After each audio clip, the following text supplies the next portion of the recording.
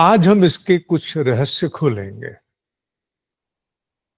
आज इसका अध्ययन इसके उस गुप्त रहस्य से होगा जो मेरे भाव साझा करने के उपरांत ध्यान रूप भी आपके समक्ष आने वाला है। ध्यान हम बाद में लेंगे, पर पहले मैं उसका भाव देना चाहता हूं। मैंने अपने वक्तव्य की गति को, the pace, the speed of my expression, मैं धीमी रख रहा हूं, क्योंकि मुझे बड़ी महत्वपूर्ण बात कहनी है। मैं चाहता हूं कि मेरे शब्द आप पचाते जाओ, उन पर बहुत अधिक मनन की आवश्यकता नहीं रहे। इस मंत्र में 3 भाग हैं। ओम पूर्णमदः पूर्णमिदं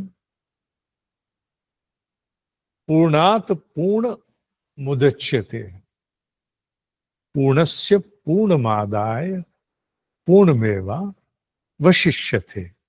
इसके 3 भाग हैं। पहला भाग क्या है? आइए इसके एक एक भाग पे अब इसके मर्म के अनुरूप आगे चलते हैं। ये मर्म आपके समक्ष है।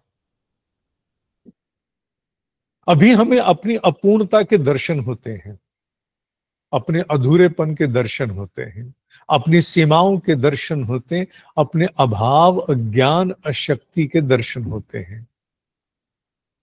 जबकि इस अज्ञानता को जाना है ना।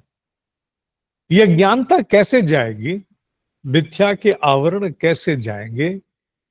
वेदांत का निष्कर्ष कैसे स्थापित होगा? तो आत्मा और जीवात्मा में जीव रूपी अज्ञानता को जाना है। क्योंकि एक स्थापना को सिद्ध होना है कि वह पूर्ण है, यह भी पूर्ण है। वह पूर्ण है मान लेते हैं, यह पूर्ण है कि माना नहीं जा पा रहा, क्योंकि वर्तमान पलों में अपनी सीमाओं में बंधा साधक उस पूर्णता के दर्शन नहीं कर पाता, और वो प्रतिपल इस संघर्ष में रहता है कि ऋषियों मनुष्यों ने कह तो दिया कि जीवात्मा में परमात्मा का अंश है, तुम भी वही हो, सोहम अहम ब्रह्मास्मि। पर मुझे तो अनुभव नहीं होता है। ऋषियों के कहे को तो नकार नहीं सकते, पर क्या करें, अपने वर्तमान सत्य को कैसे नकारें जो अभी अनुभव में नहीं आया। यही वो यात्रा है जिसके अंतर्गत उस अज्ञानता को जाना है।